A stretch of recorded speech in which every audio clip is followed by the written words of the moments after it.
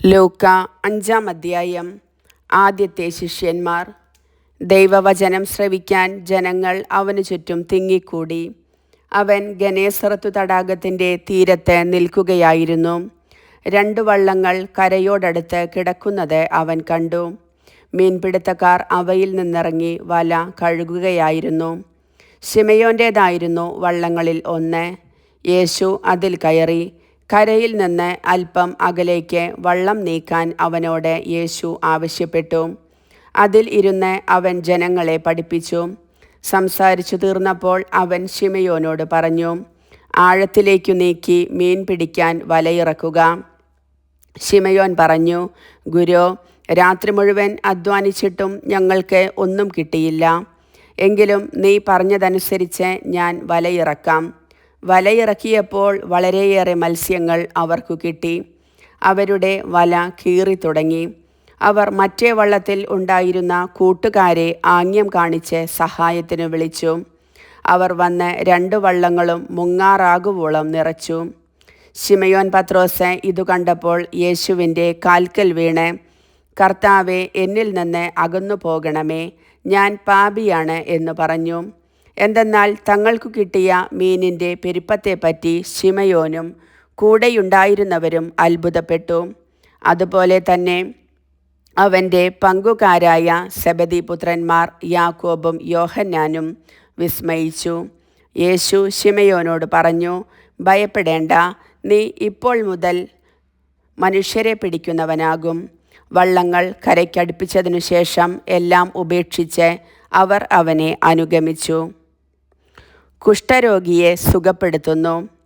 പിന്നീടൊരിക്കൽ യേശു ഒരു പട്ടണത്തിൽ ആയിരിക്കുമ്പോൾ ഒരു കുഷ്ഠരോഗി വന്ന് അവനെ കണ്ട് സാഷ്ടാംഗം വീണ് പ്രാർത്ഥിച്ചു, കർത്താവേ, അങ്ങേക്ക് മനസ്സുണ്ടെങ്കിൽ എന്നെ ശുദ്ധനാക്കാൻ കഴിയും. യേശു കൈനീട്ടി അവനെ തൊട്ടുകൊണ്ട് പറഞ്ഞു, എനിക്ക് മനസ്സുണ്ട്, നിനക്ക് ശുദ്ധിയുണ്ടാകട്ടെ. തൽക്ഷണം കുഷ്ഠം അവനെ വിട്ടുമാറി. യേശു അവനോട് പറഞ്ഞു, ഇക്കാര്യം നീ ആരോടും പറയരുത്. പോയി നിന്നെ തന്നെ പുരോഹിതനെ കാണിച്ചു കൊടുക്കുകയും മോശ കൽപ്പിച്ചിട്ടുള്ളതനുസരിച്ച് ജനങ്ങൾക്ക് സാക്ഷ്യത്തിനായി ശുദ്ധീകരണ കാഴ്ചകൾ സമർപ്പിക്കുകയും ചെയ്യുക. എന്നാൽ യേശുവിൻ്റെ കീർത്തി പൂർവാധികം വ്യാപിച്ചതേയുള്ളൂ. അവൻ്റെ വാക്ക് കേൾക്കുന്നതിനും രോഗശാന്തി നേടുന്നതിനു വേണ്ടി വളരെ ആളുകൾ തിങ്ങിക്കൂടി. അവനാകട്ടെ വിജന പ്രദേശങ്ങളിലേക്ക് പിൻവാങ്ങി അവിടെ പ്രാർത്ഥിച്ചു കൊണ്ടിരുന്നു. തളർവാദ രോഗിയെ സുഖപ്പെടുത്തുന്നു.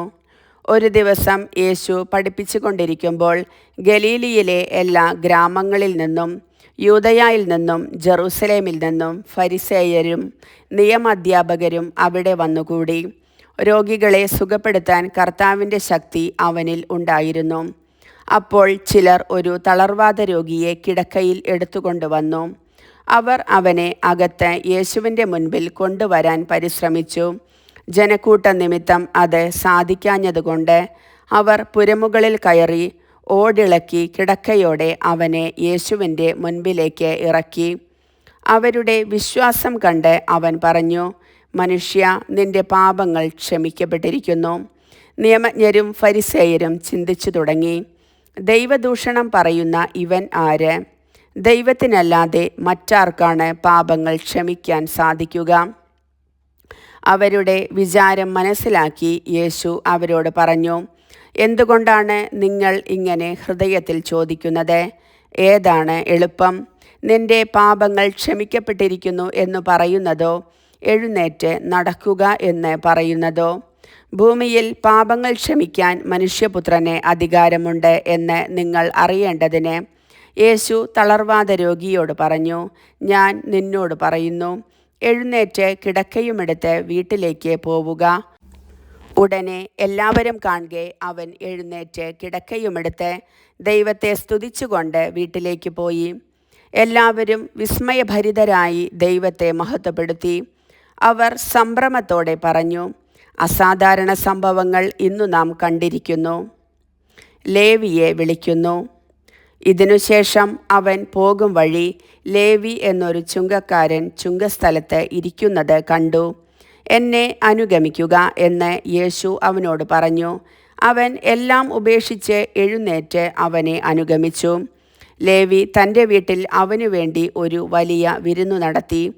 ചുങ്കക്കാരുടെയും മറ്റുള്ളവരുടെയും ഒരു വലിയ ഗണം അവരോടൊപ്പം ഭക്ഷണത്തിനിരുന്നു.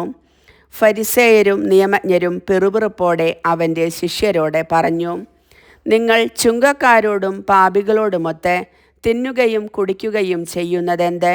യേശു അവരോട് പറഞ്ഞു, ആരോഗ്യമുള്ളവർക്കല്ല, രോഗികൾക്കാണ് വൈദ്യനെ ആവശ്യം. ഞാൻ വന്നിരിക്കുന്നത് നീതിമാന്മാരെ വിളിക്കാനല്ല, പാപികളെ പശ്ചാത്താപത്തിലേക്ക് ക്ഷണിക്കാനാണ്. ഉപവാസത്തെ സംബന്ധിച്ച് തർക്കം. അവർ അവനോട് പറഞ്ഞു, യോഹന്നാൻ്റെ ശിഷ്യർ പലപ്പോഴും ഉപവസിക്കുകയും പ്രാർത്ഥിക്കുകയും ചെയ്യുന്നു. ഫരിസേയരുടെ ശിഷ്യരും അങ്ങനെ തന്നെ. എന്നാൽ നിന്റെ ശിഷ്യർ തിന്നുകുടിച്ചു നടക്കുന്നു. യേശു അവരോട് പറഞ്ഞു, മണവാളൻ കൂടെയുള്ളപ്പോൾ മണവറത്തോഴരെ കൊണ്ട് ഉപവസിപ്പിക്കാൻ നിങ്ങൾക്ക് കഴിയുമോ? എന്നാൽ മണവാളൻ അവരിൽ നിന്ന് അകറ്റപ്പെടുന്ന ദിവസങ്ങൾ വരും. അപ്പോൾ അവർ ഉപവസിക്കും. അവൻ അവരോട് ഒരു ഉപമയും പറഞ്ഞു. ആരും പുതിയ വസ്ത്രത്തിൽ നിന്ന് കഷ്ണം കീറിയെടുത്ത് പഴയ വസ്ത്രത്തോടെ ചേർക്കാറില്ല.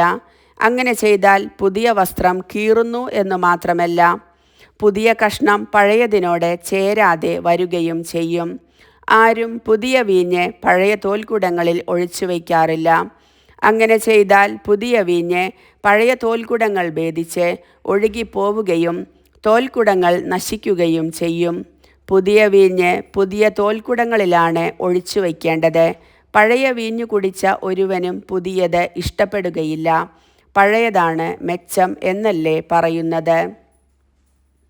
കർത്താവിൻ്റെ വചനം.